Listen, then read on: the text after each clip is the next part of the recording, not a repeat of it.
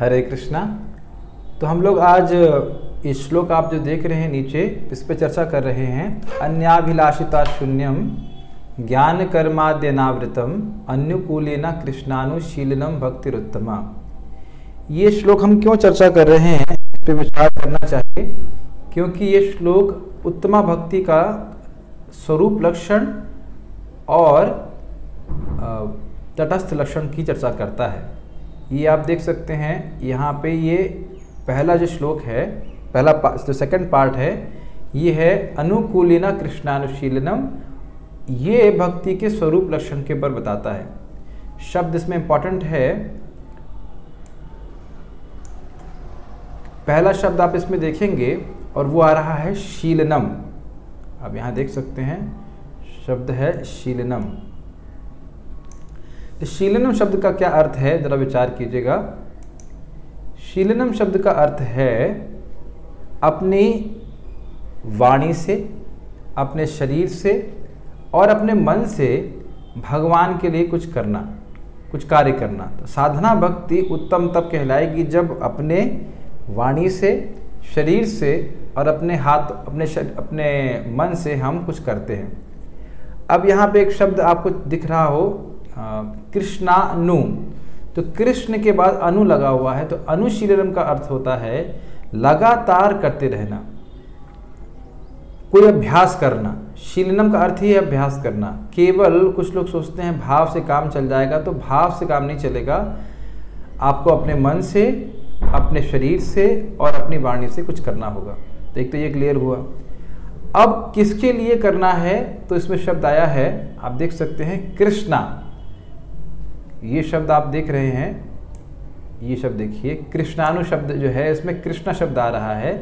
तो कृष्ण शब्द पे विचार करना पड़ेगा। कृष्णा का अर्थ है कृष्ण, यानी गोलोक विहारी स्वयं रूप कृष्ण, और इसका अर्थ है कृष्ण के जितने भी अवतार हैं, नरसिंह, वामन, विष्णु, वो भी, और भगवान कृष्ण को प्रिय जैसे कि सद्गुरु, प्रामाणिक वैष्णव गुरु, इन सब के लिए कुछ करना और उनको प्रसन्न करने के लिए, जिससे वो प्रसन्न हो जाएं।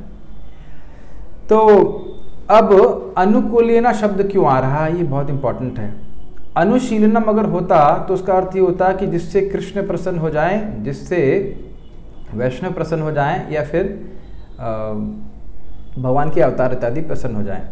लेकिन अनुकूलेन का अर्थ जो है, अनुकूलेन शब्द आप देख रहे हैं यहाँ पे, अनुकूलेन, इस पे हम व्याख्या करेंगे। अनुकूलेन का अर्थ है भगवान को प्रसन्न करने की इच्छा से।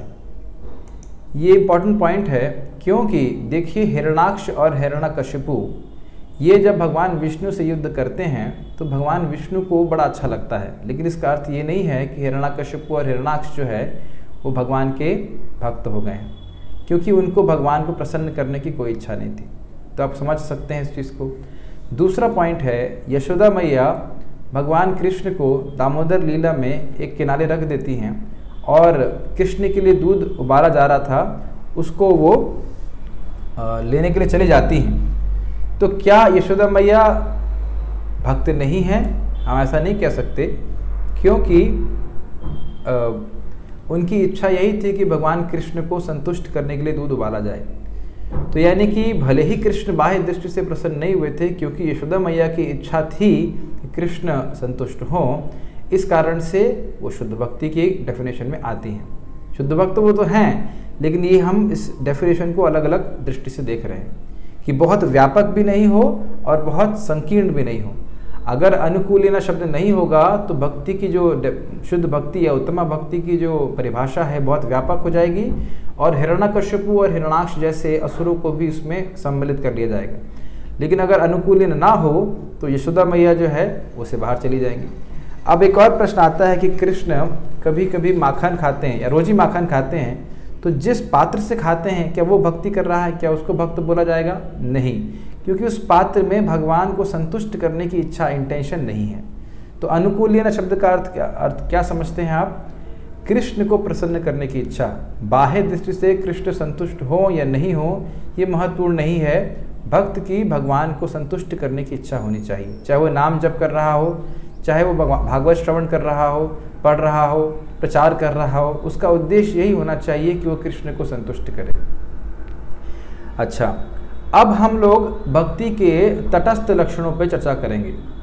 यहाँ पे शब्द आ रहा है अन्याभिलाषिता शून्यम। तो आप ध्यान देंगे कि यहाँ पे शब्द ये नहीं आ रहा है कि अन्याभिलाषा शून्यम। तो अन्याभिलाषिता का अर्थ क्या है? अन्याभिलाषिता का अर्थ है अन्य अभिलाषाओं को मांगने की प्रवृत्ति। अन्य अभिलाषा से अर्थ ये भी है कि कोई अभिलाषा होनी चाहिए, और वो अभिलाषा क्या है? अभिलाषा ये एक साधक की होती है कि मैं आज भक्ति कर रहा हूँ, इससे भगवान प्रसन्न हो और भगवान के चरणों में मुझे प्रेम भक्ति प्राप्त हो, यानी कि मुक्ति की अभिलाषा और भोग की अभिलाषा इससे रहित होकर के भजन करता है। और अन्याभिलाषिता का अर्थ ये है कि उसकी प्रवृत्ति नहीं होती है कि भगवान से भजन के बदले में मुक्ति और भुक्ति मांगे। अब इसके अनुसार अगर यहाँ पे अन्य अभिलाषा होता तो द्रौपदी माता शुद्ध भक्ति की परिभाषा से बाहर चली जाती। क्यों? क्योंकि जब उनके वस्त्र हरण हो रहा था तो उन्हें कृष्ण को पुकारा। अब कोई कह सकता है कि द्रौपदी ने तो अपनी लाज बचाने के लिए कृष्ण को पुकारा, तो ये फिर भक्ति कैसे हुई? इसमें कृष्ण की प्रसन्नता कैसे हुई?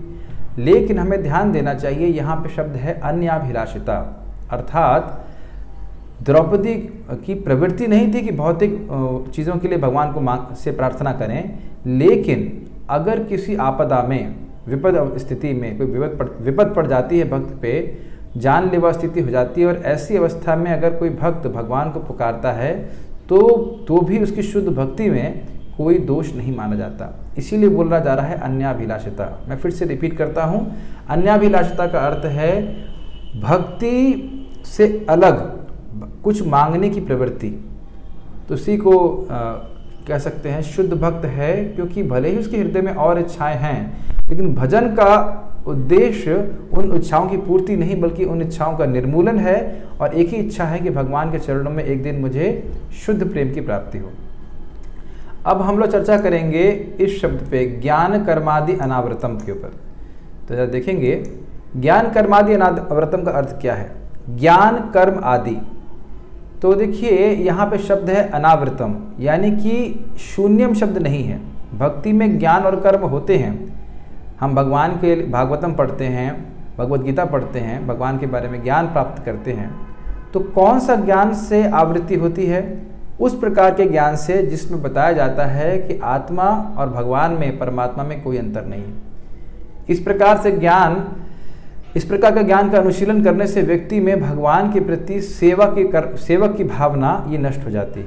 तो ऐसे ज्ञान का अनुशीलन नहीं करना है जिसके द्वारा व्यक्ति ये सोचने लग जाए कि मैं और मुझ में और भगवान में कोई अंतर नहीं है। अब कर्मादि अनावृतम का अर्थ क्या होता है? देखिए, समाज में कोई भक्त रह रहा है, मान लीजिए गृहस्थ आश्रम में रह रहा है, तो उसे कुछ श्राद्ध करना पड़ा, तो अब वो श्राद्ध कर रहा है, करे, कोई दिक्कत नहीं है समाज में एक आदर्श स्थापित करने के लिए, लेकिन उसको ये नहीं सोचना चाहिए कि अगर मैं श्राद्ध नहीं करूँगा तो मुझे पाप लगेगा। ये भक्ति में जो भक्ति का प्रोसेस है उसमें श्रद्धा का भाव को दिखाता है। और उसको ये भी नहीं सोचना चाहिए कि अगर मैं श्राद्ध करूँगा तो मेरी इससे भक्ति में प्रगति होगी। हमें ध्यान देना चाहिए कि भक्ति अहेतुकी है, भक्ति का कारण केवल भक्ति है। इस जगत के कोई कर्मकांड भक्ति को जनित नहीं कर सकते हैं। तो अगर इस प्रकार की भावना से साधक ग्रस्त हो जाता है तो वो भी उसकी उत्तमा भक्ति पे एक आवरण हो जाता है। तो इसलिए व्यक्ति को इनसे बचते हुए करना चाहिए। और आदि का अर्थ क्या है? योग और सांख्य, यानी कि योग करे या अष्टांग योग करे, सांख्य योग करे और उससे सोचे कि मेरी भक्ति में बढ़ोतरी होगी, तो ये भी भक्ति में आवृत्ति है। क्यों आवृत्ति है, ढकना है भक्ति को? क्योंकि भक्ति की शक्ति खुद की है भक्त के हृदय में भक्ति का उत्थान करने के लिए। हम समराइज करेंगे, शुद्ध भक्ति या उत्तमा भक्ति का अर्थ है साधना के स्तर पे कि व्यक्ति अपने मन से, अपने वाणी से और फिर से हम रिपीट करेंगे, मन से, वाणी से और अपने शरीर से भगवान को प्रसन्न करने की इच्छा से करे, और भगवान के भजन के बदले में ना तो कोई भौतिक इच्छा मांगे, ना मुक्ति मांगे, बल्कि केवल ये इच्छा रखे कि एक दिन भगवान कृष्ण के चरणों में मुझे शुद्ध भक्ति प्राप्त हो। और इस प्रोसेस में मुझ में और भगवान में कोई भेद नहीं है, या मैं भगवान बन जाऊंगा, इस प्रकार के ज्ञान का अनुशीलन ना करें। और ये ना सोचे कि कर्म कांड वगैरह करने से मेरी भक्ति बढ़ जाती है। तो ऐसा करेंगे तो हम एक दिन भगवान के चरणों में प्रेम भक्ति को प्राप्त करेंगे, और इसी को साधना भक्ति कहा जाता है। हरे कृष्णा।